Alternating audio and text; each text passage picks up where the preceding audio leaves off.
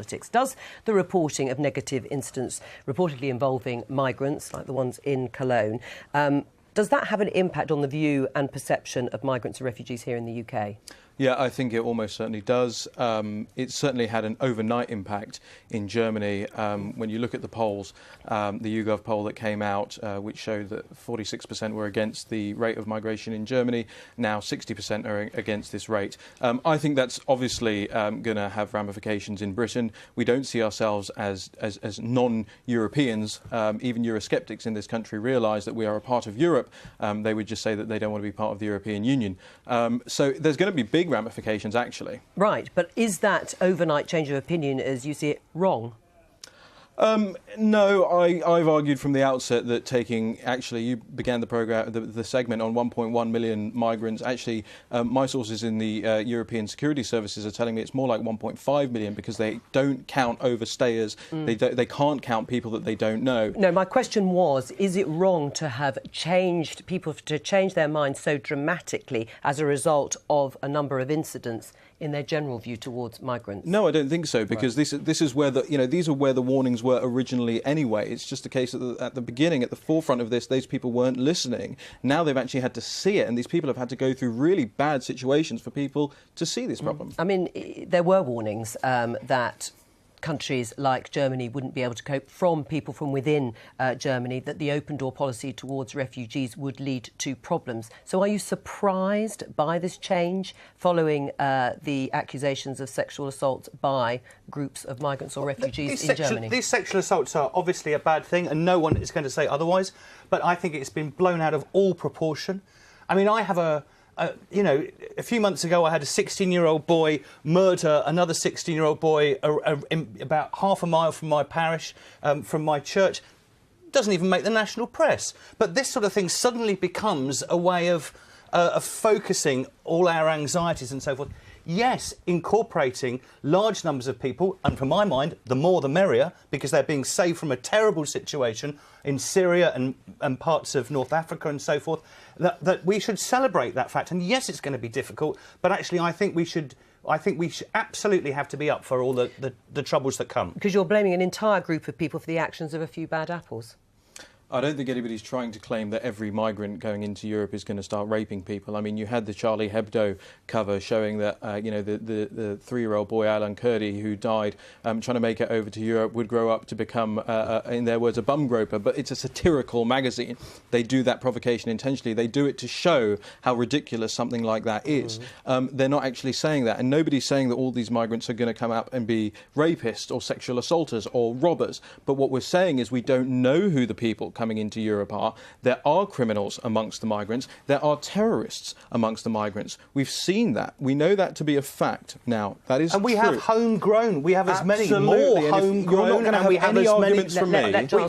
We have as many people who are born and bred in this country who are rapists, who are criminals, and why is it that we are demonising a particular... Because they're called the population in general. That's what they're called. I mean, these are not people who are... Why not proper background checks?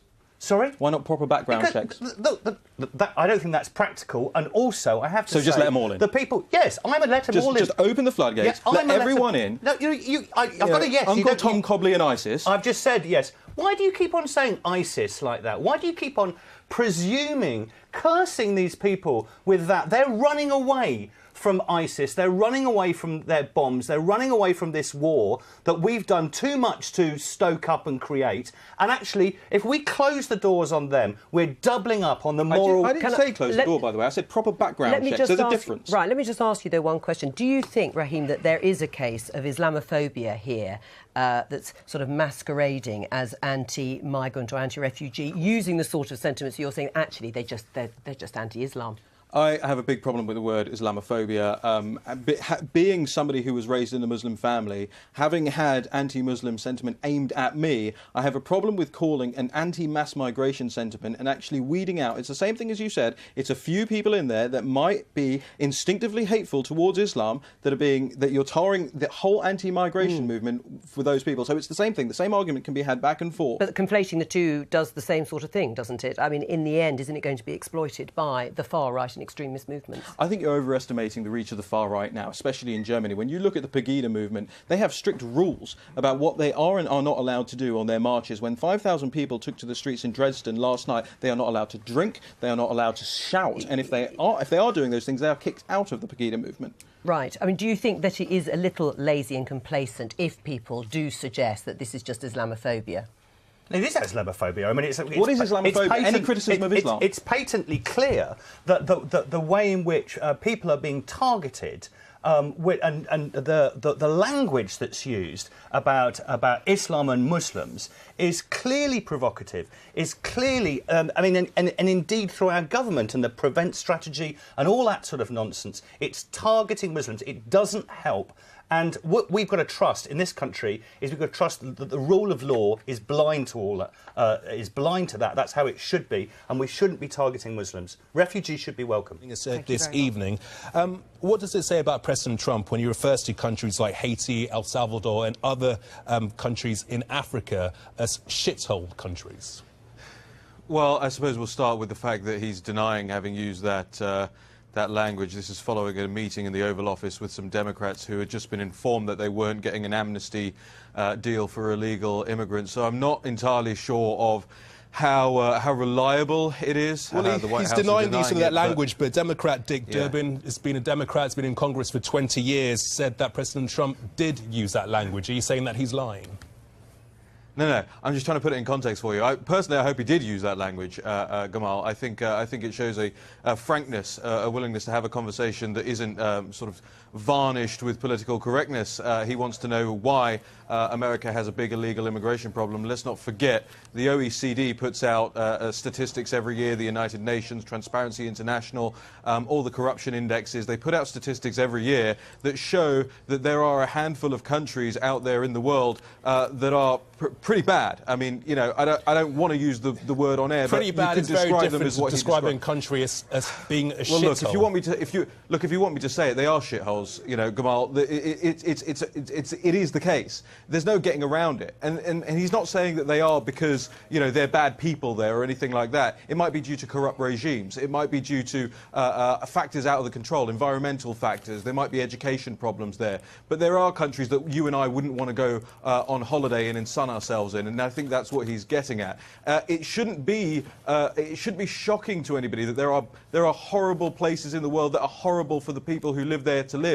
And instead of actually getting het up about the phrase used, maybe we've got to ask ourselves, why is Haiti in such a dire situation? Is it appropriate that the United States President should use a phrase describing countries such as Haiti, El Salvador, or countries in Africa as shitholes? You think it's appropriate for a president of a country, a leader of a country, to use that term, to use that phrase? Yeah, well, let's look at Barack Obama, who gave an interview. Let's look at what Barack Obama said about swearing in the Oval Office. He said it's a great thing for presidents to be able to do to relieve stress. Joe Biden, when the Obamacare legislation was passed, described it on live microphone as a big effing deal. So I think the level of appropriateness has already been set by Trump's predecessors on this one. So my answer is, yeah, it's perfectly fine. You think it's fine that... I'm not talking about Barack Obama, I'm not talking about any other leaders. Of course you're not. We're talking about this president describing a country as a shithole country. You think that's fine? Yeah, I think that's fine. OK, what about President Trump saying that he's not going to come to the United Kingdom and open this embassy? What is your thoughts, your reflections on that? Well... Oh, have we lost him? Have we lost Raheem? Oh, what a crying shame. Well, we will move on. We've just got a very brief statement, actually, regarding that story about President Trump not coming to the United Kingdom to open that embassy. Raheem, are you back? Is he back? Right here. Smashing. I'd just like to get your thoughts on the fact that President Trump has said that he's not going to be coming to the United Kingdom to open the US embassy. Yes, well, I don't blame him. You know, you have a situation whereby Sadiq Khan, as the mayor of London, has really been tub-thumping, trying to get President Trump not to attend, said multiple times he's not welcome in the capital, really fomenting a situation where you might have some riots or street protests if the president came to open that embassy. By the way, I think the president's wrong when he says that the embassy in South London is a bad deal. I think firstly, it wasn't Obama who approved that embassy. embassy. It was George W. Bush who approved that embassy. Secondly, it didn't cost the American taxpayer anything because they actually sold off a bunch of buildings to pay for it. So I think he is wrong on that. I think he should have come out and told the honest truth, which is that he doesn't particularly want to visit Sadiq Khan's London, which is the acid attack capital of the world per capita, where you have in the last year soaring knife crime, soaring burglary, soaring rape, soaring youth homicide. And Sadiq Khan seems to be concerning himself more with matters of state, which he isn't elected to do, than actually solving the situation of crime in London. And it is soaring. And I have to say this, and you'll excuse me for being churlish about it, but places like Sky News and the BBC and all the best and brightest journalists in the country are not covering this. What do you mean? Well, every single day we are covering stories about whether it's knife crimes or attacks, where they happen up and down the country. What proof do you have? So Gamal, well, the proof is, can you answer me, what's the, at what rate did knife crime go up by in London last year? I'm asking you, I'm interviewing you, what proof I know, do you have? Well, I know, it's not great with the shoes on the other foot.